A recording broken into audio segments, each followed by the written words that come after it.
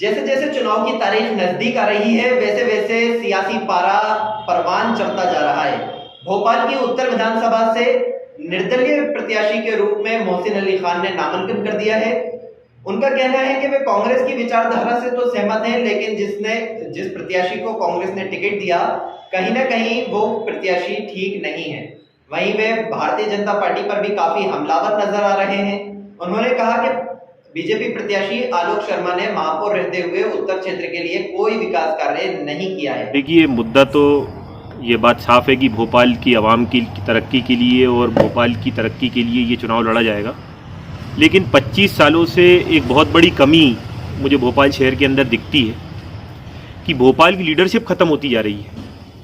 खान शाकिर अली साहब ने जब 4 बार चुनाव लड़ा तो 4 नेताओं को और पैदा किया। हसनात सिद्दीकी साहब, रसूल अहमद सिद्दीकी साहब, आरिफ अकील साहब, आरिफ मसूद साहब, ऐसे कई अनेक लीडर जो है वो पैदा हुए जिन्होंने भोपाल के अंदर अपनी खिदमत को अंजाम दिया। लेकिन जब से मैं देख रहा हूँ कि सन 1998 से लेकर 2023 तक ये 25 साल के कार्यकाल के अंदर कोई मुझे एक नाम नहीं बता सकता कि उत्तर विधानसभा के अंदर कोई एक नेता पैदा हो गया। तो मैं चाहता हूँ कि इस भोपाल के चुनाव से एक सियासत अपनी एक नई मोड़ ले और कई लीडर्स इस चुनाव से खड़े हों और कई लीडरशिप इस चुनाव से खड़ी हो सके।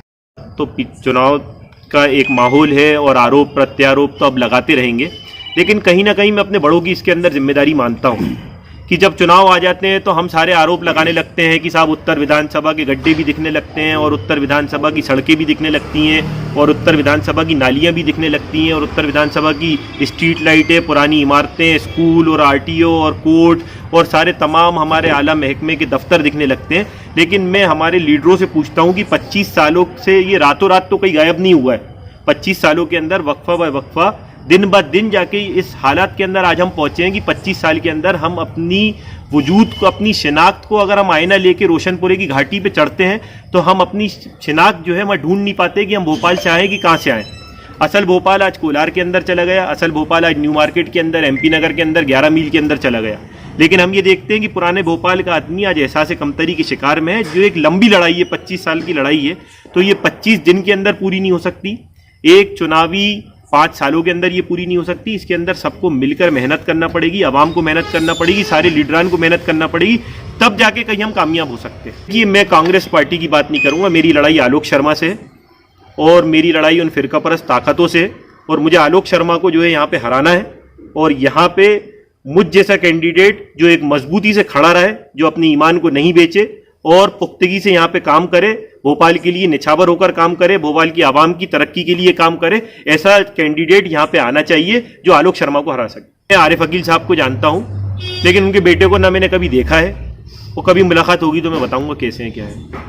देखिए, मैं सबसे पहली बात तो मैं आपको बताना चाहता हूँ कि सबसे बड़ी प्रॉपर्टी हमारे पास शाही औकाफ और वक्फ बोर्ड की प्रॉपर्टी है। सबसे पहला मेरा उद्देश्य होगा कि आज भोपाल उत्तर विधानसभा के अंदर जो हमारे आबो अजदाद ने हज़ारों करोड़ों अरबों रुपए की प्रॉपर्टी उत्तर विधानसभा को तोहफे में, हदिये में देके गए, उस प्रॉपर्टी के अंदर आज एक भी मुसलमान कोई किराए से वहाँ पे मालिकाना हक नहीं जता सकता।